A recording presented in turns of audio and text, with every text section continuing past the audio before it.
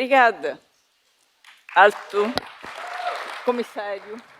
Thank you, High Commissioner of the UNHCR.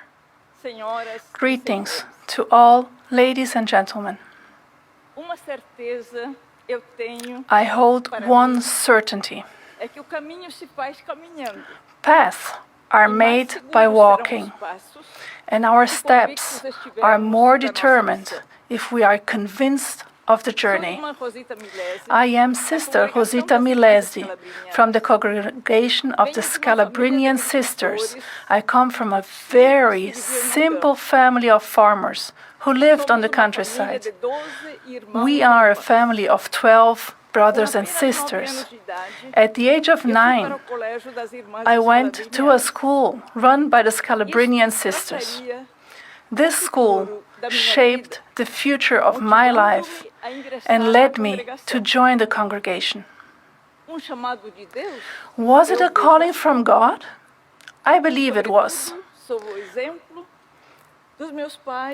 My parents and siblings inspired me and taught me to pray, to work, and to be generous with those most in need.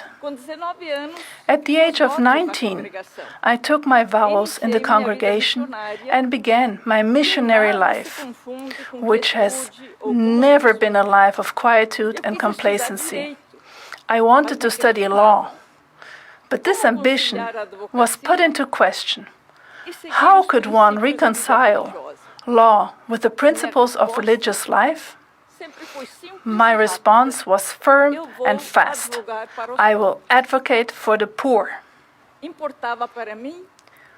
What mattered is the goal that guides me. In 1986, I was invited to establish the Congregation's Center for Migration Studies.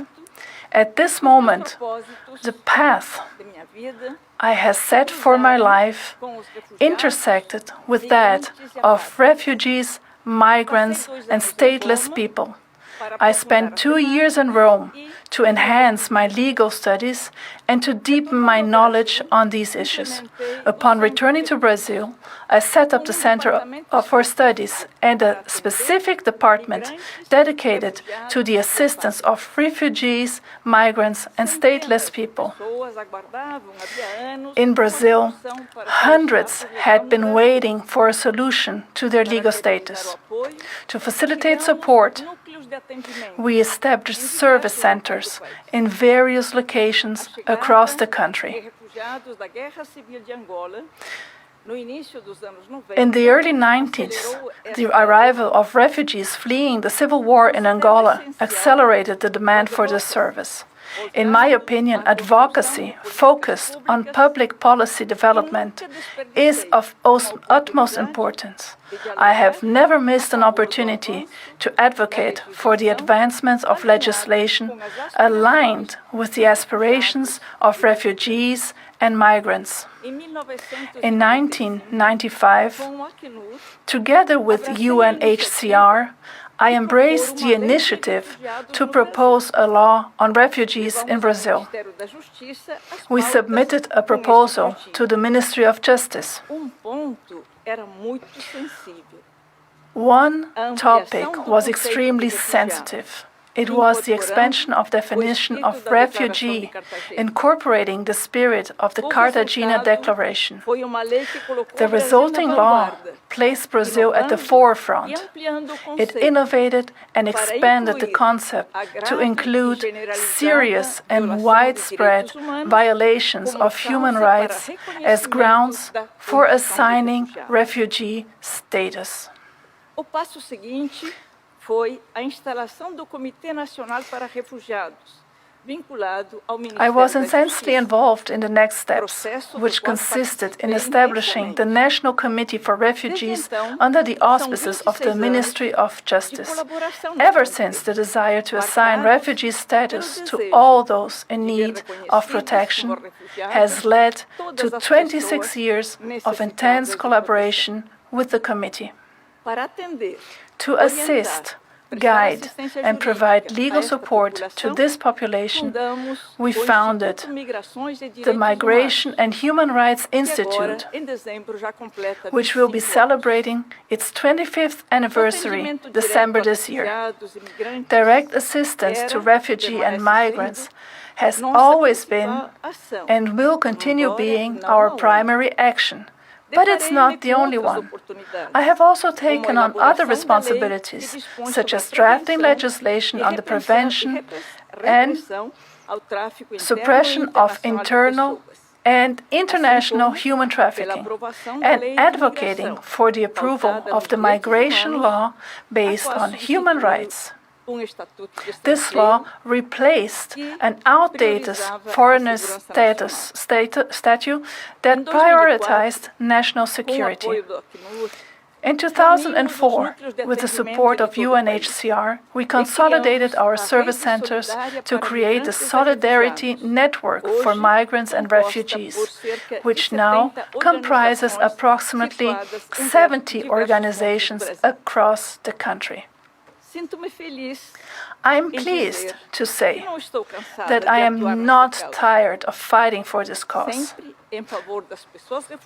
always in favor of refugees and displaced people due to climate change, and people who are often the consequence and not the cause of these issues.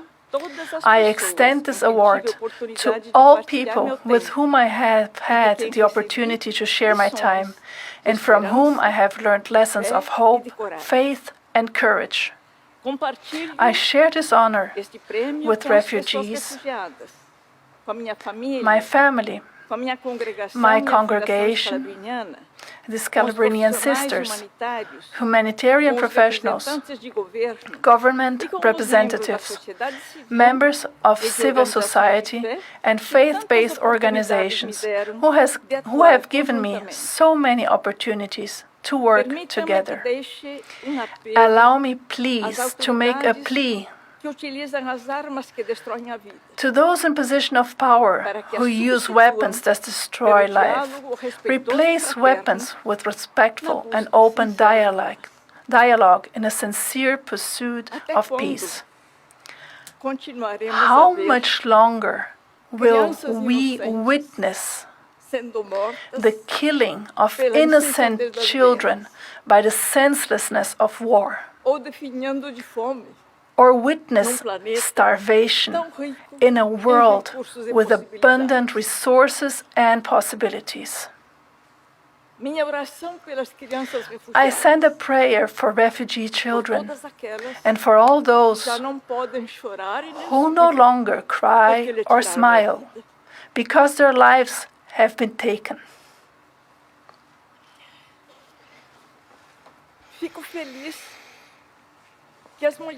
I am happy that women have been recognized in this year's Nansen Award. I have witnessed their resilience as agents of transformation and action, often silent and anonymous, yet firmly committed to overcoming discrimination and social injustice. Dear fellow Nansen Award winners 2024, with joy I celebrate with you your example and work across different continents. I dedicate this honor to Nansen himself for the legacy he left us. Remembering him means to remember initiatives that were courageous, groundbreaking, and it is a call for all of us to act with creativity and boldness in the pursuit of solutions so that all those in need of international protection find places, governments, and communities that welcome them and offer them the protection that the Nansen passport once provided. With hope, determination and faith, paths open for us to move forward. Muito obrigada. Thank you very much.